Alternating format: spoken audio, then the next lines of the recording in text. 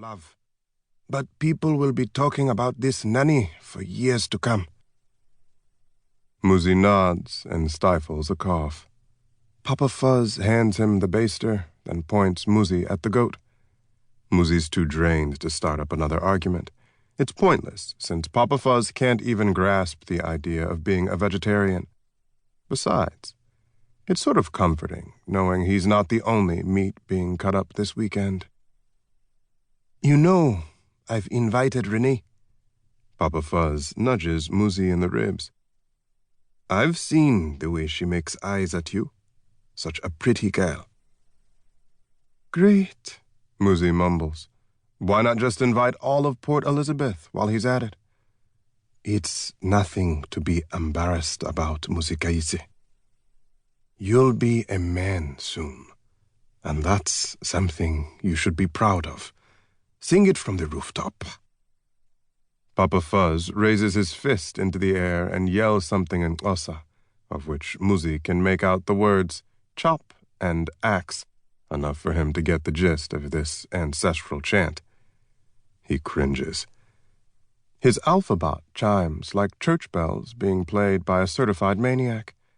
Muzi smiles at the hectic blare of the ringtone. It's Elkin calling. A distraction is just what Muzi needs right now.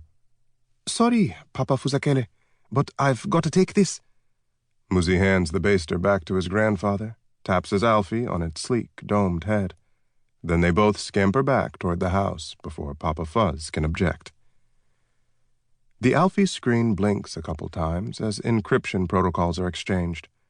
Then Elkin appears among the backdrop of limited edition rugby union posters, some of them even signed.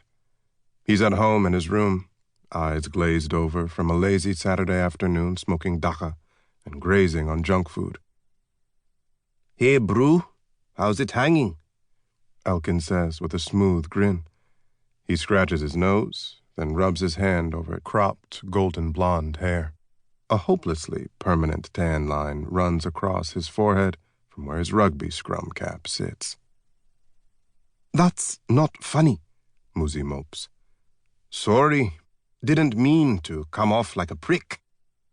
Elkin, is there something you want? Come over. I'm bored. I'm not smoking daka with you. Not today. Not daka. I've got something new. This stuff is prime. Elkin extends his arm and stares at it like it's the first time he's ever seen it. He cackles. Yes, actually cackles.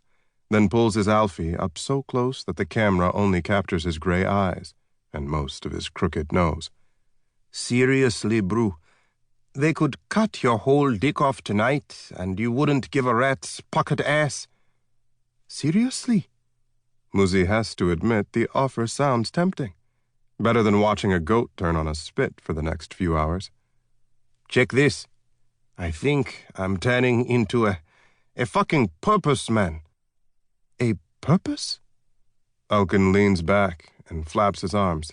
Yeah, you know, with a bottle nose and fins, like a dolphin. A porpoise, you mean? Damn it, Muzi. Stop correcting me and get your Kwata Xhosa ass over here. They bump fists when Muzi arrives, and their Alfies bump heads, like a pair of shiny black footballs with spindly, meter-long spider legs. They chirp back and forth like they're happy to see each other, but it's just the exchange of data, ones and zeros, basic information that could prove useful to their respective masters. Look at them. They missed each other, says Muzi. Elkin frowns and kicks his Alfie in its head. It whimpers and retreats to its dock in the corner. Piece of shit, Elkin mutters. Muzi's Alfie goes to the corner too, navigating around piles of dirty cutoffs and pit-stained practice jerseys. The bot settles, retracting its legs into its base. Muzi joins them, pressing his thumb on the port cover on his Alfie's underside. It slides out of the way, revealing a tangled Dobie 12 wire, which he unreels and connects to the input port on Elkin's Alfie. Direct interface is so much more efficient and secure, swapping all sorts of juicy tidbits, at least those not password.